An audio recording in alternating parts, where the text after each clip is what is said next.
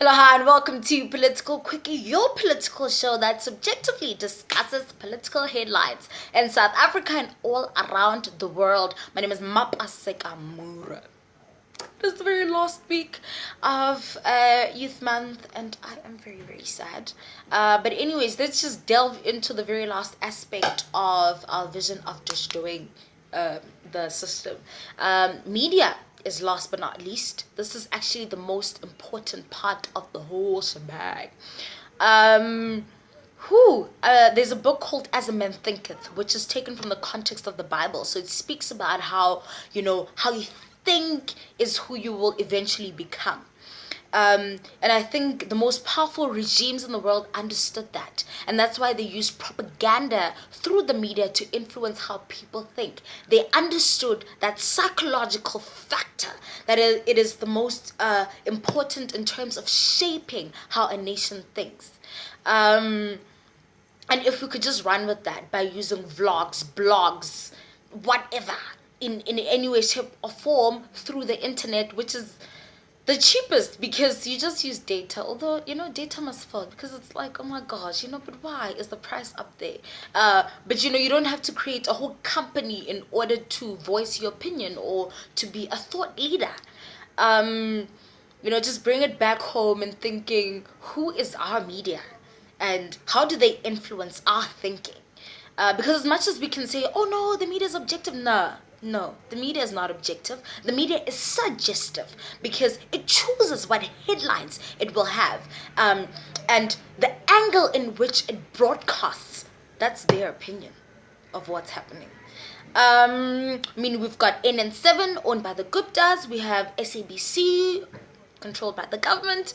We have ENCA, which has a very, suffice to say, a paradox of ownership. It's partly owned by the Hoskin Consolidated Investments, which is a black empowerment company, and then partly owned by Ramgo, which is part of the Rupert Empire. So you have alleged state captures influencing how you think. You have a very honest government influencing how you think. And then you have white monopoly capital influencing how you think. So at the end of the day, just kind of wonder, and like, are these thoughts my own? Do I decide to think like this? Or what I consume, is that contributing to my thoughts at the end of the day? So if we could have a hand in shaping how people think through the media, and this is all done through the internet, then I think we would do a lot in terms of how we would end up as a people in the long run. Moving right along, the Constitutional Court has given the Speaker, Baleka Mbete, the go-ahead to do that whole secret ballot situation. So at the end of the day, she has the final say in terms of whether she'll actually do it or not. I'm not holding my breath, to be honest. I don't think she'll do it. Because if she had to choose between her political career and us, political career it is. But also if she does decide to do it because she has grown a conscience somewhere, is it really going to make a difference? Will NC MPs really be like, cover you, get out of the way? And even if he does get voted out, will it make a difference? Because it seems to me like there is an organizational issue. The problem is in the organization itself and not just one person. That one person, he's doing the most. But the whole organization seems to be in trouble. South African politics, right? South African politics. I love it. Moving on to international news, however, I just want to honor the African diaspora. This is something that's literally taking over the whole world. There are different ideologies in this. There's Black consciousness, Pan-Africanism, there is Afrofeminism. There are so many. We could go on and on and on and on. And I could just create my own by just sitting here right now. But at the crux of it, it's the raising of African consciousness that's just amazing.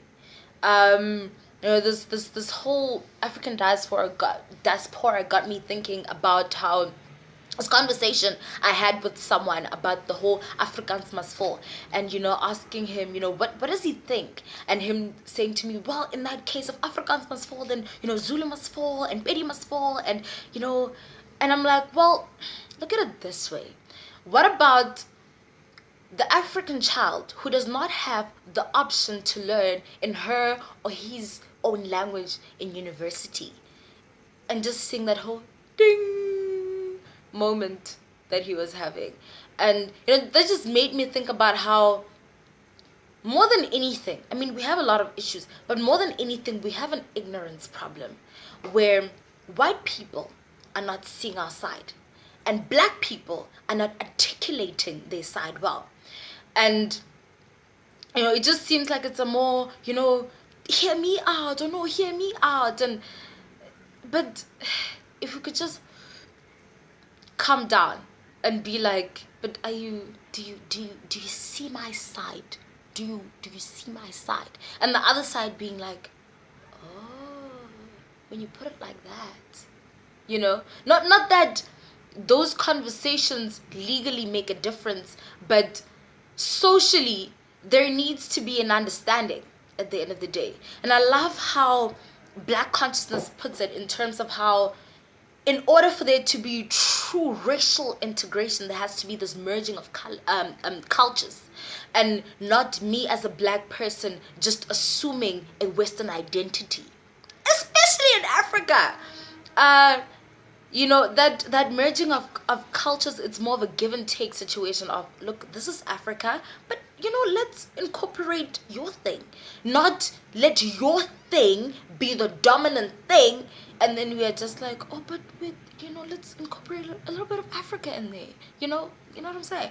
And just I went to the Salvation Army the other Sunday, and just seeing how they do church, the system is not completely flawless, but I like how that's almost a true representation of true cultural integration.